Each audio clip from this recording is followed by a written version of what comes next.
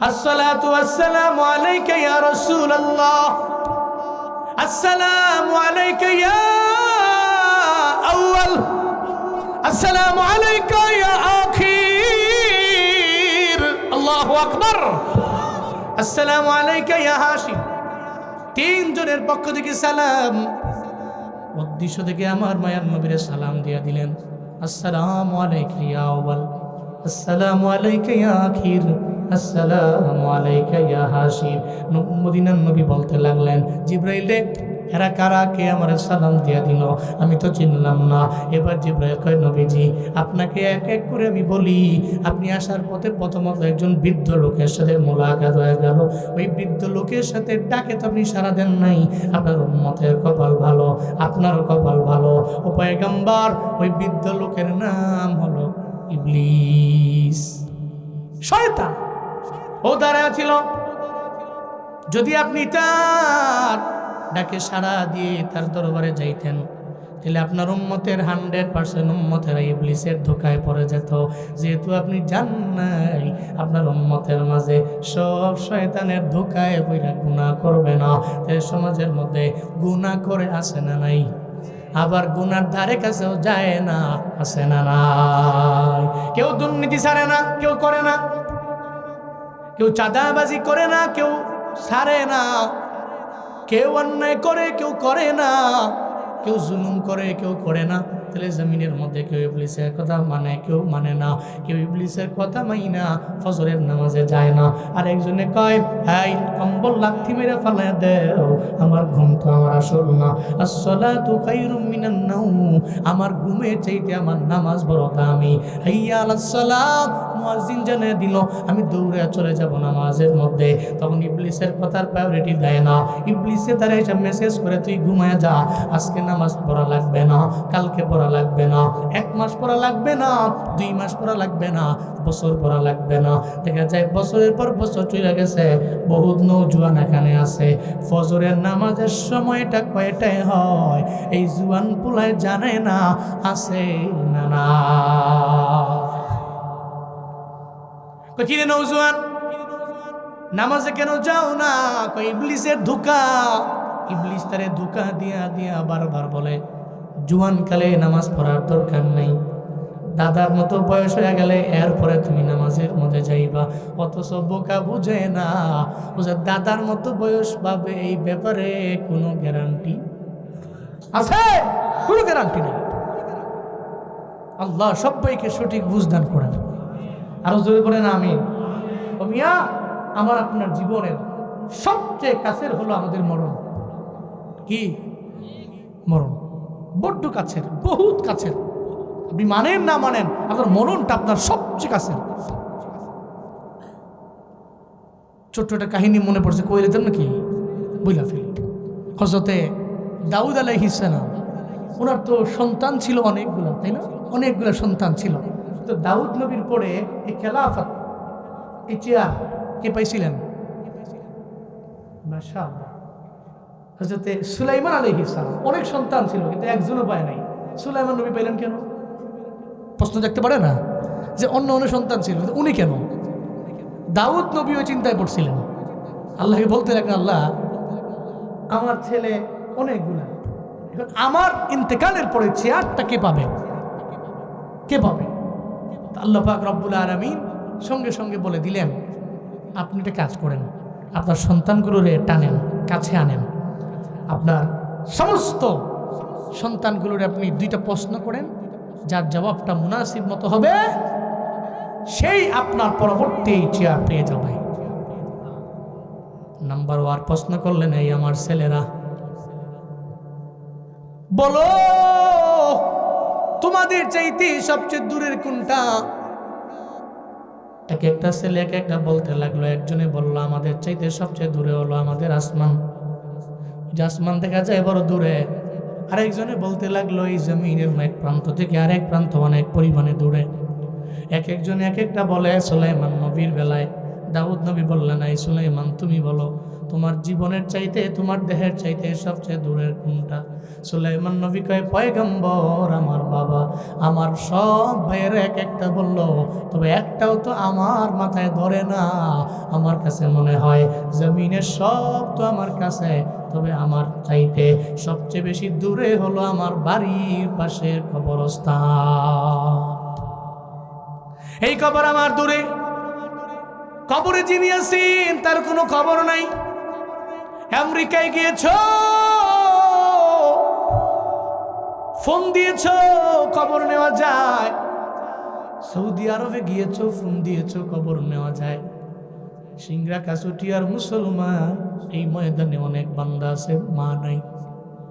এই যে মায় আপনারে কষ্ট করে বড় করলেন, আপনার কি মন চায় না ঈদের দিনে মায়ের নিয়ে একটু সেমাই খাবেন? আপনার মন চায় না?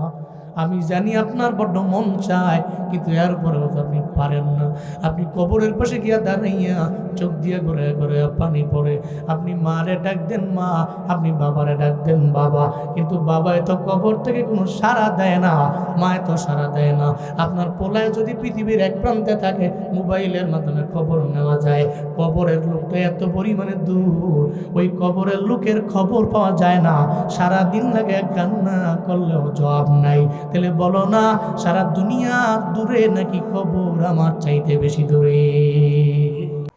এরপরে বললেন 2 নাম্বার প্রশ্ন, বলো তোমাদের সবচেয়ে কাছের কোনটা? এক একটা ছেলে এক একটা বলল, কেউ বলল নাক, কেউ বলল চোখ, কেউ বলল কান। সুলাইমান নবী কয়, আমাদের সবচেয়ে কাছের হলো আমাদের মরণ। দাউদ নবী কয়, আমার সব ছেলেরা একটাও তো আমার এই চেয়ার পাওয়ার যোগ্য হতে পারে নাই। তাহলে আমার ইন্তেকালের পর এই চেয়ার পাবে আমার ছেলে সুলাইমান আলাইহিস সালাম। তাহলে সবার কাছে হলো মরণ। কাছুটিয়া সিংড়ার যুবক, তুমি ইউটিউবে বয়ান লাগে ঘুমাও, ফেসবুকে বয়ান লাগে ঘুমাও, সব জায়গায় বয়ান লাগে ঘুমাও। হুজুরের বয়ান না শুনলে ঘুম হয় না। বড্ড পছন্দ করো, বাংলাদেশের উলামায়ে কেরামদের বড্ড ভালোবাসো, তবে ভালোবাসলে হবে না, নামাজ তো লাগবে। নামাজ লাগবে, রোজা লাগবে, আমল লাগবে। মুরব্বীদের সাথে বেয়াদবি করা যাবে না। আল্লাহ নওজোয়ানদের দ্বীনের জন্য কবুল করেন। সকলে চিল্লায় পড়েন আমিন। ইবলিস তাকে সাড়া দেন নাই, এই কারণে আপনার উম্মতেরা 100% ইবলিসের ধোঁকায় পড়বে না। কেউ পড়বে, কেউ পড়বে না। এরপরে আপনি একটু গেলেন, ওখানে পেলেন এক বৃদ্ধা মহিলা। ওই বৃদ্ধা মহিলাটাকে সাড়া দিলে আপনার সমস্ত উম্মতেরা গুনাহ করতে করতে, এই বৃদ্ধা মহিলার কোমর যেমন বাঁকা হয়ে গেছে, এরা সমস্ত উম্মতেরা গুনাহ করতে করতে গুনাহের ধারে এরা বাঁকা হয়ে যাইত। কিন্তু আপনি ডাকে সাড়া দেন নাই, তো আপনার কপাল ভালো, আপনার উম্মতেরও ভালো। এরপরে 3 নম্বরে যাওয়ার পরে একটা যুবতী নারী আপনাকে ডাকলো, আপনি ডাকে সাড়া দেন নাই, এই কারণে আপনার সমস্ত উম্মতেরাই জেনাকারী হবে না, বেবিচারিণী হবে না, জানিয়া হবে না, সব উম্মতেরা। হ্যাঁ, কিছু আছে জেনা করে, বেবিচার করে, অন্যায় করে, আছে না নাই? তবে সমাজে কিছু লোক আছে অনেক সহজেই সে চাইলে জেনা, বেবিচার, অন্যায় করতে পারে, কিন্তু করে না। সে চিন্তা করে, ইন্নী আখাফুল্লাহ, আমি তো আল্লাহকে ভয় করি। এমন ব্যক্তি আছে না নেই? হাদিসের ভাষায় এরা হচ্ছে আনাজিল। ইনজিল জমা হচ্ছে আনাজিল, হাদিসের ভাষায় আনাজিল। এদের সামনে সারা পৃথিবীর সমস্ত নারীরা পয়সা এদেরকে অফার করলে, সুন্দরী মহিলা অফার করলেও, তাকে ডাকলেও সে কখনো কোনোদিন তাকে সাড়া দিয়ে কোনো জেনার কাজে লিপ্ত হবে না। সে বলবে না, আমি জেনা করতে পারি না, এটা আমাকে জাহান্নাম পর্যন্ত নিয়ে যাবে। এই চিন্তা করে সেই গুনাহ থেকে নিজেকে বিরত রাখে। সমাজে এমন লোক নাই? আছে। আবার কিছু আছে সুযোগ পাইলেই অন্যায় করে, খারাপ কাজ করে, বিচার করে, পরকিয়া করে। আল্লাহ এদেরকে তুমি হেদায়েত দান করো। সকলে পড়েন আমিন। এরপরে মায়ান নবীজি, এরপরে আপনি যাওয়ার পরে আপনার সালাম দিল কয়জন? জুড়ে বলেন কয়জন? 3 জন সালাম দিয়ে দিলেন। এই তিনজনের মাঝে এক নম্বরে হলো আপনার জাতির পিতা হযরত ইব্রাহিম আলাইহিস সালাম। আপনার সব উম্মতের পিতা আমার মায়ার নবীর তো পিতা। সুবহানাল্লাহ, জোরে কয় না? তাহলে জাতির পিতা নির্ধারণ করে দিয়েছে আমার আল্লাহ। কে করে দিয়েছেন? মিল্লাতা আবিকুম ইব্রাহিম হুয়া সাম্মাকুমুল মুসলিমিন। আল্লাহ পাক বলেন তোমাদের জাতির পিতা হলো ইব্রাহিম। আমি আল্লাহ পাক রব্বুল আলামিন এই ব্যাপারে তোমাদের আমি আল্লাহ নির্ধারণ করে দিলাম। হযরত ইব্রাহিম নবী হলো আমাদের জাতির পিতা। তাহলে নাম্বার 1-এ সালাম দিলেন ইব্রাহিম আলাইহিস সালাম। এরপরে সালাম দিয়ে দিলেন হযরত মুসা আলাইহিস সালাম। 3 নম্বরে সালাম দিলেন হযরত ঈসা আলাইহিস সালাম। সালাম দিলেন কয়জন? আবার 3 জনই দামি নবী সালাম দিয়েছেন। সালামের জবাব নেন, নবীজি সালামের জবাব নিলেন। এরপরে আমার মায়ের নবীকে নিয়ে আবার রওনা। পথে ঘটে গেল অনেকগুলো ঘটনা, কিন্তু সব বললে রাত চলে যাবে। একটা পর্যায়ে আবার মায়ার নবীর সামনে মায়ার নবীজি বোরাকের উপরে বোরাকের উপরে আমার নবী বসা। নবী তাকায় দেখে সামনে একটা সুন্দর মসজিদ দেখা যায়। সুবহানাল্লাহ, কয় না? মিনাল মসজিদিল হারাম ইলাল মসজিদিল আকসা।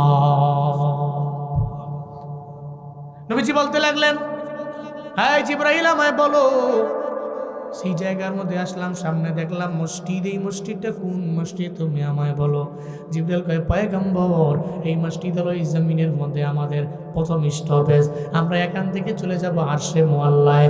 ও পয়গম্বর, এখানে আমরা যাব, সবার সাথে আপনার মুলাকাত হয়ে যাবে। আমার পয়গম্বরকে লইয়া বুরাকটারে লইয়া যখন ঢুকলেন মসজিদে আকসার মধ্যে ঢুকলেন। মসজিদে আকসায় রাতের বেলা আমার মায়া নবী যায় দেখে অনেক লোক ওই জায়গার মধ্যে আছে। নবীজি অবাক হয়ে গেলেন, এত গভীর রাত, এই জায়গার মধ্যে এত লোক থেকে চলে আসলো। জিবরাইল, এরা কারা? এত রাতের বেলা এরা এখানে কেন? আমি আর তুমি ছাড়া তো এখানে থাকার কেউ কথা না, কেউ তো এখানে থাকার কথা না, কিন্তু আমি আর তুমি ছাড়া এখানে মানুষের কোনো অভাব নাই।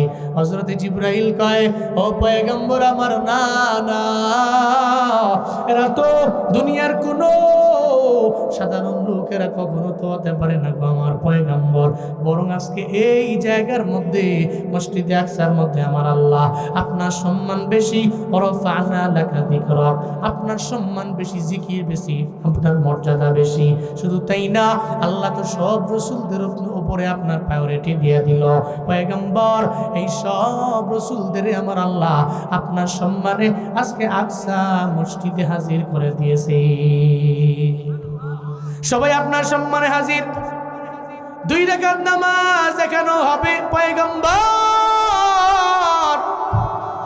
নামাজ এখানে হবে 2 রাকাত। তবে নামাজ হবে এখানে, ইমাম হবে, মুসল্লিও হবে, মুক্তাদিও হবে, ইমাম হবে, কে সামনে যাবে এই চিন্তা সবার মনের মাঝে। জিবরাইল কয়, পয়গম্বর অন্য কোন নবী যাবে না, আজকে আপনি ইমাম না হলে অন্য কোন নবী ইমাম হওয়া কখনো এর দ্বারা পসিবল হবে না। চিল্লায়া পড়া যাবে কি মারহাবা।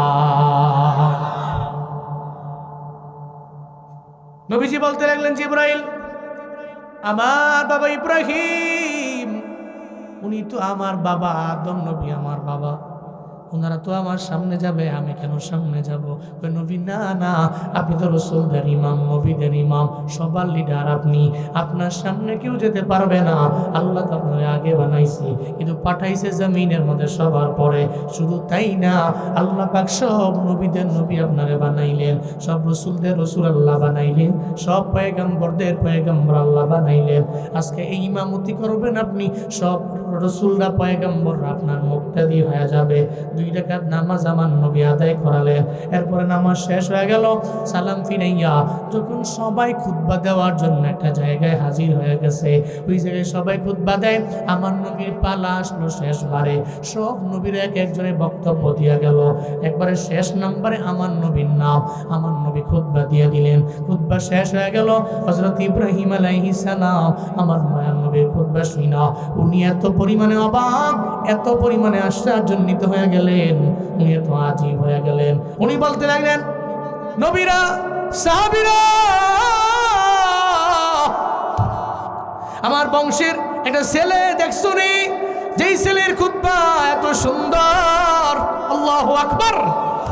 অন্য কোন নবী এত সুন্দর করে খুতবা দিতে পারেন না, অন্য কোন নবীর দ্বারা তো এত সুন্দর করে দেওয়া পসিবল হয় নাই। এই জন্য তো আমি আমার এই সন্তান পেয়ে আমি গর্ব করি রবের দরবারে। আল্লাহ পাক আমার বংশের মধ্যে এমন একটা সন্তান পাঠাইলো, আবার এমন সন্তান যে সব আমগর নবীদের নবী, সব রসুলদের রসুল, আবার এমন খুতবা দিছে রে, এত সুন্দর খুতবা অন্য কোনো নবীরাও দিতে পারে নাই। চিল্লা পড়বেন কি সুবহানাল্লাহ। খুতবা শেষ হয়ে গেল, এরপরে মসজিদে আকসা থেকে বের হলেন। নবীজির সামনে যখন বের হলেন, নবীজির সামনে জিবরাইল দুইটা পেয়ালা আনলেন। একটা পেয়ালার মধ্যে শরাব আছে আর একটা পেয়ালার মধ্যে দুধ আছে। নবীজিকে বললেন, হোয়াট ডু ইউ ওয়ান্ট? কোনটা চান আপনি? খুশ ওয়াহিদ, একটা গ্রহণ করুন। নবীজিকে বললেন। নবীজি শরাবের পেয়ালাটাকে নেননি, নবী নিয়েছেন দুধের পেয়ালা। সুবহানাল্লাহ জোরে পড়বেন না? দুধের পেয়ালা নবীজি নিয়েছেন। নবী চাইলে পারতেন শরাবের পেয়ালা নিতে, কারণ তখনও মদ হারাম হয়নি। ইন্নামাল খামরু ওয়াল মাইসির ওয়াল আনসাব ওয়াল আজলাম রিজসুম মিন আমালিশ শাইতান, এই আয়াত তখনও নাজিল হয় নাই। এর আগের দুইটা হয়েছে, কিন্তু মদ তো ধৈরাই আল্লাহ পাক নাজায়েজ এবং হারাম অবহিত করেননি। আল্লাহ পাক এটাকে হারাম করেছেন চারটা ভাগে, চারটা স্তরে। প্রথমত এক আয়াত, এরপরে আয়াত, এরপরে আয়াত, এরপরে লাস্ট একটা আয়াত। এরকম চারটা আয়াত দিয়া আল্লাহ পাক চিরতরে এই মদ্যপানকে হারাম করেছেন। সুবহানাল্লাহ জোরে পড়েন।